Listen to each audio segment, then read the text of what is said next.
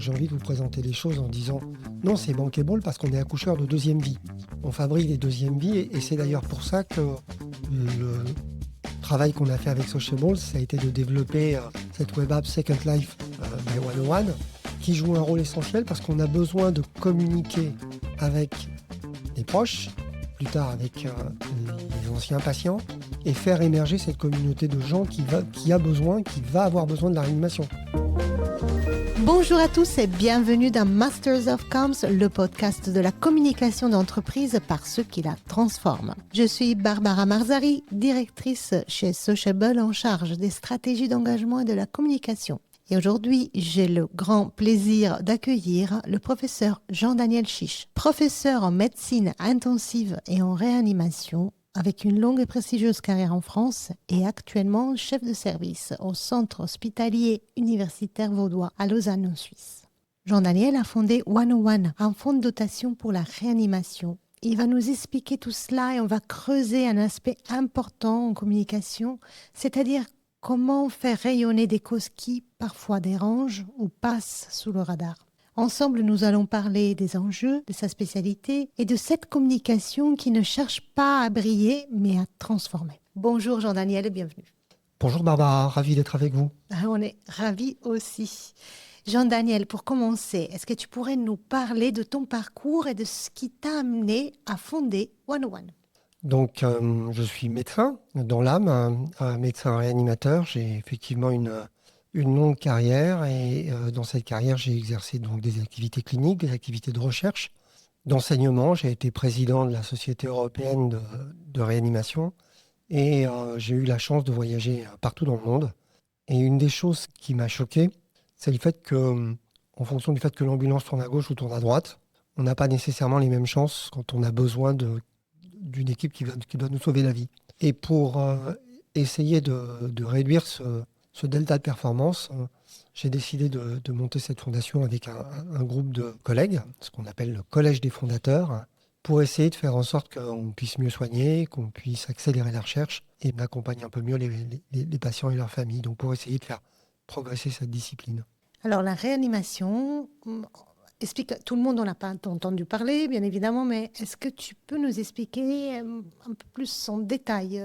Bien sûr, c'est une spécialité qui est effectivement méconnue. C'est la médecine générale des détresses vitales. C'est-à-dire que si votre vie est en danger, quelle que soit la maladie qui met cette vie en danger, que ce soit une maladie neurologique, une maladie cardiaque, un cancer, une complication d'un cancer, d'un traitement, un accident, si votre vie est en danger, vous allez être accueilli dans un service de réanimation où une équipe va essayer de suppléer la fonction des organes qui ne marchent pas bien, soigner la maladie qui fait que ces organes ne marchent pas bien et vous sauver la vie. Si on imagine que l'hôpital, c'est un parking et que chaque service est une voiture, la réanimation, c'est la Formule 1 parce que ça va très vite, c'est dangereux, il y a énormément de technologie, ça coûte très cher. C'est un sport d'équipe, c'est pas simplement un professeur de réanimation qui fait la qualité d'un service, c'est chaque intervenant et ça commence à l'accueil du service.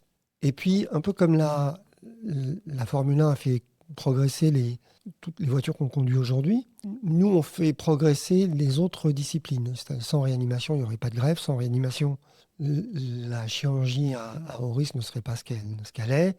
Les progrès du cancer sont accompagnés par les progrès de la réanimation.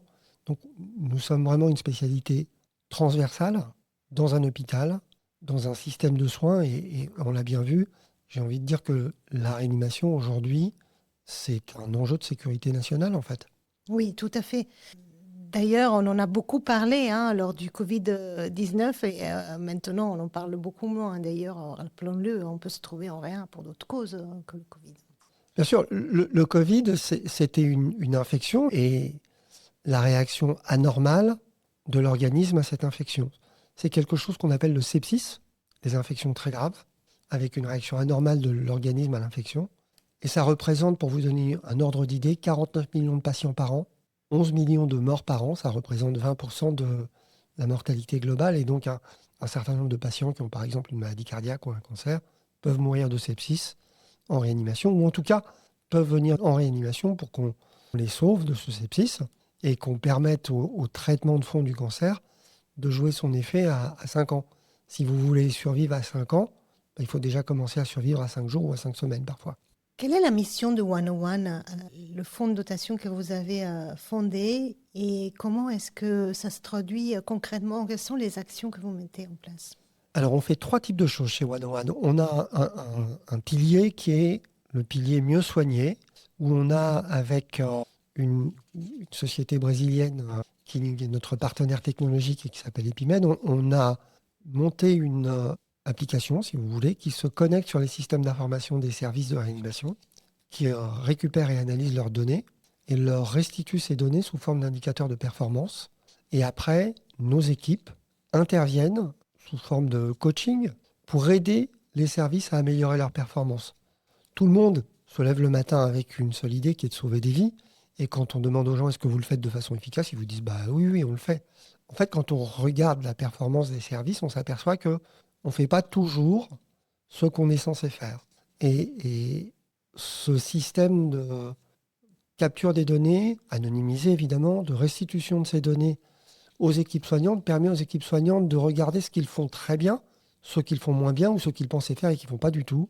Et on les remet en fait dans le driver seat, on les remet dans le siège du conducteur pour les aider à améliorer la performance en équipe. Et ça donne des résultats assez probants puisque sur les services sur lesquels on est connecté, on a vu une diminution de la mortalité qui est très importante, une diminution de la durée de séjour en réanimation, une diminution de la durée de séjour à l'hôpital. Donc une vraie amélioration de la performance. On a un autre pilier qui est un pilier très important, c'est la recherche. La recherche en réanimation n'est pas assez financée, elle ne va pas assez vite. Il faut 17 ans pour que 14% des résultats de la recherche arrivent au lit du malade. Ce n'est pas vrai simplement pour la réanimation, c'est vrai pour toutes les disciplines, sauf que c'est intolérable. Surtout quand on est dans une spécialité si aiguë, c'est intolérable. Et donc notre idée, c'est de financer de la recherche avec les technologies d'aujourd'hui, notamment les technologies d'ingénierie biostatistique, qui permettent aujourd'hui d'accélérer le temps entre la découverte de l'efficacité d'un traitement et la mise en application de ce traitement. Donc on finance des programmes de recherche très ambitieux, d'autres programmes moins ambitieux mais qui mettent le pied à l'étrier à des jeunes chercheuses et des jeunes chercheurs. C'est le pôle, on dit, mieux comprendre. Et puis enfin, il y a un pôle qui est très important, qui est le pôle mieux accompagner, qui vise en fait à aider les gens, à aider les patients, les proches des patients, à vivre cette expérience réanimation et à vivre après cette expérience réanimation, aider les soignants. Parce que même si la motivation des soignants est incroyable, c'est parfois très difficile, à aider ces équipes, en fait, à transformer l'expérience réanimation en quelque chose qui ne soit pas du stress post-traumatique.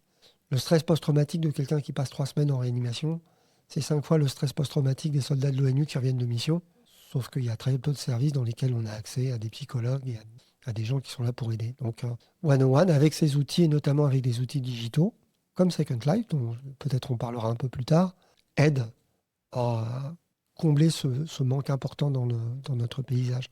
Ce sont des sujets difficiles, hein, et effectivement, vous avez besoin, hein, pour votre fonctionnement de trouver des donateurs, des mécènes, et donc vous avez besoin de communiquer, mais les causes que tu viens de lister ne sont toujours pas simples à vendre, entre guillemets, hein, vendre. Hein, donc, le sujet est ce qu'on dit en marketing, en communication, c'est un sujet peu bankable, en fait, pas très attractif d'un point de vue de la communication. Et est-ce que vous sentez cette difficulté sous cet aspect, en fait, en termes de communication?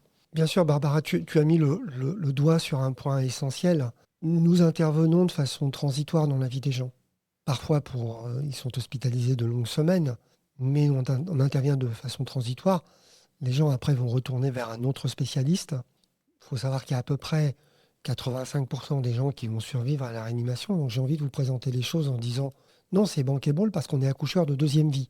On fabrique des deuxièmes vies et c'est d'ailleurs pour ça que le travail qu'on a fait avec Sociable, ça a été de développer cette web app Second Life by 101 qui joue un rôle essentiel parce qu'on a besoin de communiquer avec les proches, plus tard avec les anciens patients, et faire émerger cette communauté de gens qui va avoir besoin de la réanimation. Dans un pays industrialisé, on va passer 2,5 à 3 fois par vie dans un service de réanimation. Comment est-ce qu'on peut établir un contact avec eux? Ils sont rentrés dans un service de réanimation, c'est généralement pas le moment de la communication, entre guillemets, marketing, et de leur parler de la fondation. C'est le moment du soin, c'est le moment de la compassion, de l'empathie. Et les équipes soignantes ne se sentent pas légitimes à ce moment-là pour essayer d'attirer leur attention et, entre guillemets, les fidéliser à cette cause qui leur sauve la vie. Et pour ça, il nous est apparu que effectivement un outil digital, comme les outils que vous mettez à disposition et qui permettent de transformer cette expérience et de fidéliser les gens, c'était une formidable opportunité pour créer quelque chose. Aujourd'hui, Second Life, c'est entre le magazine de réanimation et le réseau social de réanimation, où se retrouvent des soignants, d'anciens patients et les proches des patients, les gens qui sont finalement intéressés par les enjeux de cette discipline. Donc pour faire émerger cette communauté, on a besoin d'outils comme les outils que vous développez et c'est aujourd'hui un enjeu majeur pour nous afin de créer du lien et avoir peut-être demain matin la possibilité de s'appuyer sur une recherche de mécènes qui soit, comme vous dites en marketing, B2C et pas simplement aller vers des entreprises. La communication grand public pour les fondations, ça marche bien pour le cancer, pour les maladies neurologiques, pour des choses comme ce que le Généton met en évidence, pour des choses comme qui touchent directement, par exemple, le secteur de l'enfance. Pour communiquer, et ça ne doit pas être facile que de raconter des histoires, surtout parce que il peut y avoir quelques écueils, il peut y avoir le risque de simplification, le risque de l'apitoiement, le risque pire de la spectacularisation. Comment est-ce que vous arrivez à doser? Est-ce que vous avez des règles, des principes, des valeurs? Alors, je vais vous décevoir, il n'y a rien de calculé. En fait, les règles, les principes et les valeurs, c'est les mêmes que les règles, les principes et les valeurs qui gouvernent notre métier au quotidien et celle du soin. C'est-à-dire que si ça nous paraît pas éthique en tant que soignant, ça ne peut pas nous apparaître éthique en tant que communicant ou de représentant d'un fonds de dotation et défenseur de cette cause. L'équipe est une équipe où il y a des soignants, il y a notamment d'anciennes infirmières qui sont toujours très très promptes à noter ce qui est OK et ce qui ne l'est pas. Donc les principes et les valeurs sont les mêmes. Comme tu l'as dit, on s'appuie sur les témoignages de soignants, sur les témoignages de patients, sur les témoignages de familles. C'est des choses qui viennent du cœur. C'est des gens qui ont vécu en fait une expérience assez incroyable. Et quand on donne la parole, d'abord ils l'apprennent volontiers. Et je pense que quand c'est le cas, on n'est pas bien placé pour les censurer. Et ce qu'ils disent a quelque chose d'assez universel parce que ce qu'ils racontent, c'est des histoires de vie. Et ces histoires de vie, elles touchent tous les gens qui ont un cœur. Et la dernière fois que j'ai vérifié, c'est un peu notre cas à toutes et tous. Donc je pense que il n'y a rien de calculé. Il y a toujours une espèce d'autorégulation qui vient de notre côté. On est soignant et on ne le ferait pas dans notre service, et on ne le fait pas en termes de communication. Et puis surtout, c'est des belles histoires. Donc je crois que si certains de vos auditeurs et auditrices l'ont pas fait et qu'ils ont la volonté d'aller voir ce que Second Life by 101, je les encourage à le faire et à s'inscrire parce que c'est quand même une école de vie, je dirais. Tout à fait. Mais moi, j'ai eu la chance de pouvoir accéder à cet espace d'échange et c'est vrai que c'est extrêmement touchant et ce sont des histoires très, très fortes. Très, très fortes. D'ailleurs, Jean-Daniel, est-ce que tu pourrais partager un cas où vous avez réussi à transformer une cause peu visible en action vraiment à impact et concrète? Comment est-ce que vous avez fonctionné? Est-ce que tu aurais un exemple à nous partager? Oui, j'ai envie de partager un exemple au sein de la crise Covid, où évidemment tout le monde ne parlait que du Covid, mais il y a un truc dont on ne parlait pas vraiment, c'était le fait que, notamment la première vague, c'était une maladie de la pauvreté. C'est-à-dire, c'est facile, la notion de confinement, quand on vit dans une grande maison, dans un grand appartement, c'est facile. Quand on vit dans un département difficile et qu'on vit à 7 dans 40 mètres carrés, c'est beaucoup plus compliqué. Et ce qui nous avait touchés comme soignants, c'était le fait qu'il y avait des familles socialement défavorisées dont le soutien, le papa souvent, décédé en réanimation et on se retrouvait avec des orphelins de père qui se retrouvaient dans une situation où évidemment ils ont perdu leur papa, ce qui est compliqué, ou leur maman. D'ailleurs, on avait pensé à des familles qui devenaient monoparentales, on n'avait pas pensé qu'il y aurait des familles qui deviendraient zéro parentales. Et on avait monté à ce moment-là une opération qui s'appelait les Gardiens de l'Espoir, avec notamment à l'époque la gardienne de l'équipe de France de football, Sarah Boidi, pour finalement donner un peu d'argent à ces familles pour leur permettre de voir simplement la rentrée scolaire, quoi. Et c'est une opération où, avec un peu de communication et avec le bon cœur de certaines entreprises mécènes et du grand public, on a réussi à transformer un sujet difficile en une campagne qui a permis de distribuer plus d'un demi-million d'euros à des jeunes enfants qui en avaient besoin. Super initiative, bravo. J'aimerais bien, on pourrait rester des heures à parler, mais moi j'ai envie en fait de résumer un peu cette conversation qu'on a eue avec 3 conseils de ta part, parce que parmi nos auditeurs, il y en a plusieurs qui travaillent dans des associations, dans des fondations à but non lucratif et qui sont en train d'écouter cette interview avec beaucoup d'attention, j'en suis sûre. Donc Jean-Daniel, si tu avais 3 conseils à donner à nos auditeurs, quels seraient-ils ? Je ne sais pas si je suis le mieux placé pour donner des conseils, mais je dirais le premier, c'est celui qui gouverne un peu nos actions et qui ne vient pas de moi, mais de Simon Sinek, hein, Start with Why. Pourquoi on fait les choses et de se reposer cette question-là tous les jours et en se demandant si nos actions sont alignées avec le why de notre cause. Et si ce n'est pas le cas, c'est qu'on perd notre temps. Donc ça, je dirais, c'est le premier. Le deuxième, c'est quelque chose qu'on n'arrive d'ailleurs pas toujours à faire, c'est d'essayer de simplifier au maximum le message parce qu'on est dans une époque où le temps d'attention disponible est court et que la multiplicité des causes qui méritent d'être défendues ne fait qu'augmenter. Et donc, si on n'arrive pas à simplifier le message, voire parfois à le simplifier à outrance, c'est compliqué. Et le troisième, c'est, je dirais, never take no for an answer. Ne jamais renoncer et surtout, quand on a une idée, réfléchir plutôt à comment on va faire pour que ça marche plutôt qu'à se poser toutes les questions de savoir pourquoi ça ne va pas marcher.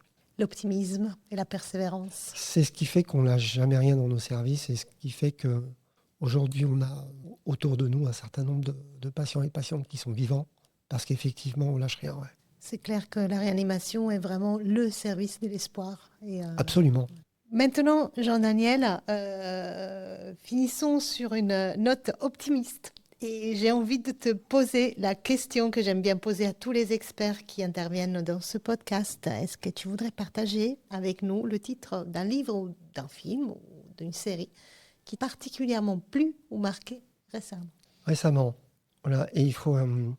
Alors, tu vas peut-être me dire que c'est pas optimiste, mais je vais te répondre de façon réaliste. J'ai relu récemment Le Monde d'hier de Stefan Zweig, qui résonne de façon absolument incroyable avec le monde d'aujourd'hui. Et je pense que c'est quelque chose qu'il faut relire aujourd'hui pour faire en sorte que demain soit meilleur que ce qu'on vit aujourd'hui. Donc, l'optimisme se trouve dans la compréhension du monde qui nous entoure. Et je pense que ça m'a fait du bien de lire ce livre et de se dire... Il ne faut rien lâcher et ne pas se dire que les choses sont impossibles.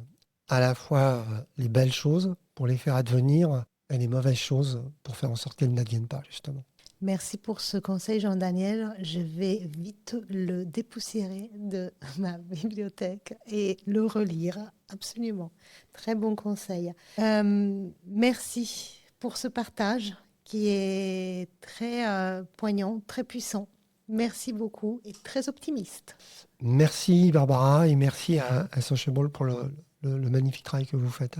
Merci pour tout le travail que vous faites et j'encourage nos auditeurs à aller voir ce que 101 fait, à se connecter à la plateforme Second Life, la plateforme d'échange dont Jean-Daniel nous a parlé. Et si possible, d'apporter une contribution parce que la cause, comme vous l'avez compris, est extrêmement importante. C'était Masters of Comms, le podcast de la communication d'entreprise par ceux qui la transforment. J'espère que vous avez aimé cet épisode, que vous l'avez trouvé intéressant. Et si c'est le cas, abonnez-vous à notre compte. Le podcast est disponible sur toutes les plateformes. Et d'ailleurs, si vous voulez intervenir au micro de Masters of Comms, contactez-nous. Nous serons ravis de vous accueillir. À bientôt.